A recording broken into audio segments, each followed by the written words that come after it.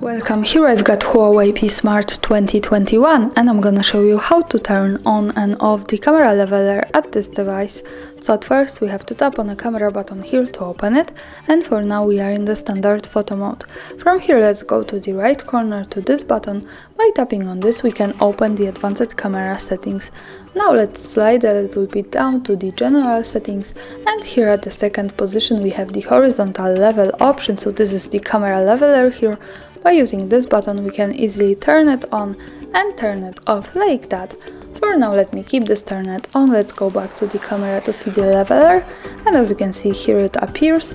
This is useful, for example, when we want to keep our photographic topic straight at the picture, and as you can see this is how it works here. And of course when you don't need this you can easily go back to the settings in the right corner and use this button to turn it off. So for now this leveler here has gone. And that's all. Thanks for watching, subscribe our channel and leave the thumbs up.